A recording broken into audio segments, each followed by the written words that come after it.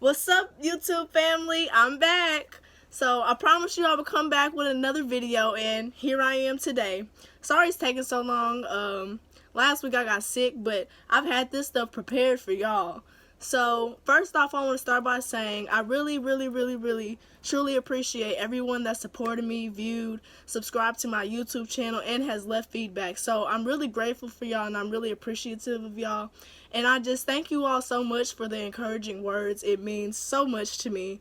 So thank you for supporting me throughout this journey, and by you motivating me, it's motivating me to keep going and doing this and bring awareness to domestic violence. So if you're new to my channel, yes, I'm speaking on domestic violence right now at this time.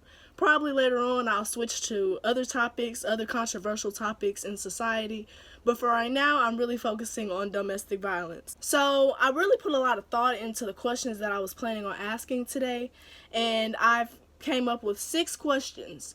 And I did my research for all of them, and I looked up all the information for them, so I would like to share my findings with you, and be ready because it's real. Alright, so the 6 questions that I am going to talk about today include: how many people are involved in domestic violence relationships? How many people are killed in domestic violence relationships? How many women are affected by domestic violence? How many people have grown up in domestic violence households? The reasons why people choose to stay in domestic violence relationships, and how many women go to jail for defending themselves in self-defense from a domestic abuse attack. So the first one that I'm going to start off with explaining and giving you insight to is how many people are involved in domestic violence relationships. Now, on average, 20,000 calls are made a day to the domestic violence hotlines nationwide. That averages out to 20 people per minute. 20 people per minute call because they have been domestically abused by their partner or ex-partner. That equals out to 10 million people per year that call the domestic violence hotline. 1 in 7 women and 1 in 25 men have been injured by an intimate partner at some point in their relationship. 1 in 4 women and 1 in 7 men have been victims of severe physical abuse, which include burning, strangling, and beating. And my mother has fell into 2 of those 3 categories right there alone. The Justice Bureau statistics states that African American women are victimized by domestic violence at rates about 35% higher than white women on a regular basis. Only 34% of people that are injured by intimate partners actually go to receive medical care for their injuries. Now, just think about the 34% of people that do go seek treatment, but think about the other percentage of people that don't go see doctors, that keep it to themselves, that don't let anybody know that they're going through this. That percentage would be so much higher if more people actually spoke out for what was truly happening to them and shedding awareness that, hey, this is happening to me, I need help, I have injuries, I need help. But, some people are scared. The presence of a gun in domestic violence situations increases the risk of homicide by 500%.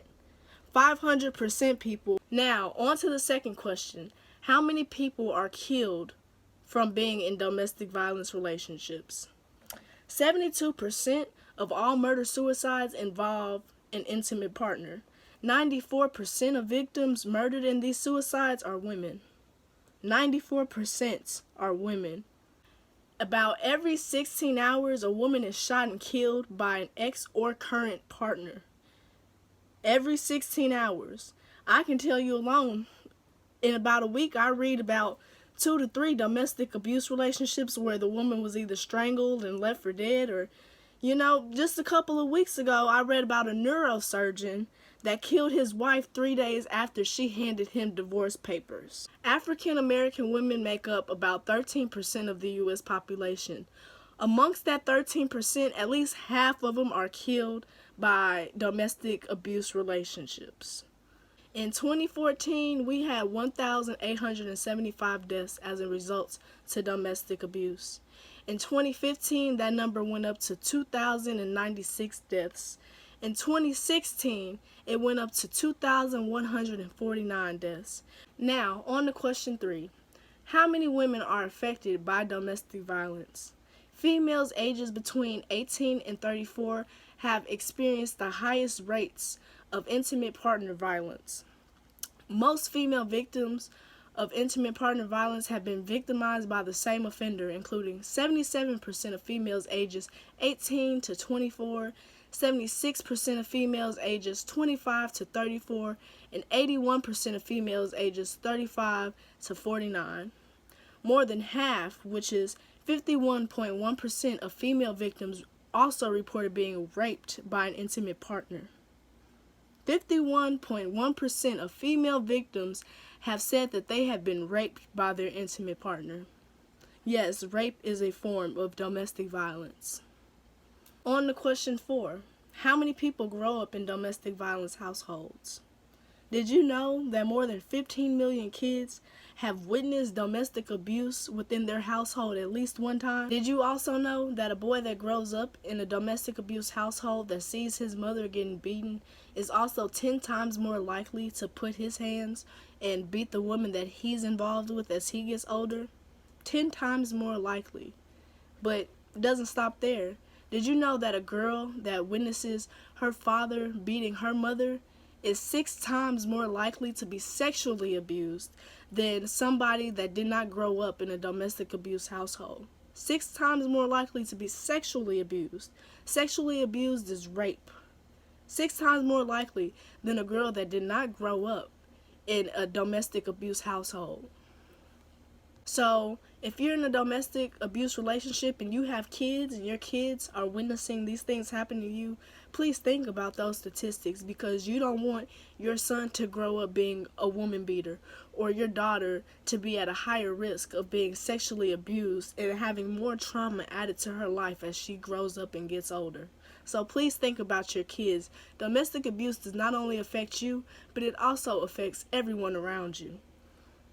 On to question 5, reasons why people choose to sometimes stay in domestic abuse relationships. There are several reasons, You can ask somebody that you know that's in a domestic abuse relationship, why are you staying in this relationship? And you can get all types of answers, But there's 6 main reasons that I'm going to mention today of why people choose to stay in domestic abuse relationships. First one, fear or it's too dangerous to leave. Now, you might be saying, well, how is somebody fearful of leaving the domestic abuse relationship? Well, if somebody was beating you, aren't you fearful of them? And sometimes it can be very dangerous to leave a domestic abuse relationship because, not everybody's okay, hey, I'm leaving, you put your hands on me one too many times. Not everybody's going to take that answer because, like the example I used earlier, the neurosurgeon that killed his wife because she handed him divorce papers. She tried to leave and it cost her her life. The second one, they believe that abuse is normal. And you might be saying, well, how can abuse become normalized to somebody? Maybe if you grew up in that environment and you saw your parents hitting on one another and your father beating on your mother or your mother beating on your father, sometimes the mind growing up at a young age, your mind is like, maybe that's okay. Maybe that's what love is, when you put your hands on each other, when you call each other names and things like that. Sometimes it becomes normalized to some people. You don't always understand how it becomes normalized. Some people don't process everything the same, and they might interpret that as a young age as, oh, that's how they show they love me. That's how they show they care about me. But if they're beating you, calling you out your name, that's not love. It's not. It's just domestic abuse, and that's something that you don't deserve. You deserve so much more. You deserve true love, and true love is not getting beaten on, being called out your name, making it seem like you're always the problem. You're the reason of why they put their hands on you. Now, the next one is embarrassment or shame. Well, I know a lot of people that don't speak up about what they went through because even after they've gotten out the relationship, they're still embarrassed or ashamed of what happened to them because some people are like, you could have stopped that, you could have prevented that, but it's not always that easy. But I want to be the one to encourage you and tell you you're worthy, you're precious, you're a blessing, you have so much to offer, you are loved, Don't let somebody tell you all the things that are wrong with you. Find somebody that tells you everything that's right about you. Because 9 times out of 10, the person that's talking down to you and belittling you is somebody of low self-esteem themselves. And they're just trying to take out their frustration because they feel like they're not the one that's good enough. So they tell you you're not good enough. But don't let their low self-esteem affect your esteem, because it is your esteem. So sometimes you gotta encourage yourself. But if they're talking down to you, belittling you, that's not love. You're worthy of so much more. The next reason is love for their abusive partner. Now you may be wondering, how do you love somebody that puts their hands on you, you know? Maybe because maybe the abuse didn't start when y'all got together. You know, maybe it happened later on in the relationship, but you've already developed that love for that person, or you've fallen in love with that person. Or you might be even married to that person, or you have kids with that person. So it might not be the easiest situation to get out of. You might be thinking, oh, maybe they'll change. Maybe they'll do this. Maybe they'll do that. Maybe the abuse will stop. But you don't want to sit on a maybe, because what if that maybe never happens? One of the next reasons of why somebody might choose to stay in a domestic abuse relationship is because they have love for their intimate partner. You know, maybe their relationship didn't always start off abusive and they truly did fall in love with that person, or they have love for that person that they're involved with, or maybe they have kids with that person. And love will make you do some crazy things, you know, and sometimes love is blinding, you know. You might not want to leave that person because, you know, it's a scary thing to love somebody and then to never speak to them again. But that happens every day with people, you know. Love lost is what we call it, you know, and you can love somebody, but sometimes you gotta love people from a distance as well. Next reason is a lack of money. You know, maybe that person that they're involved with is the provider. Maybe that's the person that pays the bills, takes care of the children, you know, and they don't have the means to take care of themselves or their family if they choose to leave that relationship because the abusive partner was the main provider. So they have to stick with it because, oh, if I leave, I might be homeless. Oh, if I leave, the kids might not be taken care of, you know. But God is a waymaker. Last but not least, question 6. How many women go to jail for self-defense in domestic abuse attacks? In California, statistics have shown that 93% of women who had killed their significant other were being abused by them. Out of that 93%, 67% of those women admitted that they were attempting to protect themselves or their children from their attacker. A sociologist by the name of Dr. Elizabeth Leonard made a documentary titled Sin by Silence. In that documentary, she mentioned that battered women are 75% more at risk of being killed when leaving a domestic abuse relationship and stay at risk for nearly 2 years after they exit that relationship. Estimates range between 40 and 80% of women convicted of murder acted in self-defense against their abusers. Women serving life for murder 1 and 2 or voluntary manslaughter comprise 10 to 15% of women in prison. These domestic violence victims had higher conviction rates of 78% and longer sentencing than all others also charged with homicide. This also includes people that had previous violent criminal records. African American women are convicted at a higher rate of 80% than all of the 62% of others. And the last but not least fact that I'm going to leave you all with is 75 to 80% of women who killed in self-defense are convicted or convinced to plead guilty and are sentenced to long prison terms. And just to shed a little light on that last statistic really quick, my mom was housed into a unit with over 60 women. Out of those 60 women, she's already came across about 20 that are in there for killing their boyfriends or husbands. And most of those women also acted in self-defense. They defended themselves from their attacker. And it really opens my eyes because it shows you that the system has failed to protect them. And most of these women that are close to my age have gotten 30 years to 60 years or life without the possibility of parole. A lot of these women are going to end up dying in prison because they chose to defend themselves, even though they probably would have died the night that, the situation happened. Just like my mother could have been dead September 17th of 2011. But she chose to live and she chose to defend herself. Just like these women.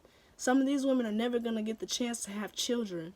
They're never going to experience what it's like to live in the free world because they've been punished for making the decision to live as well.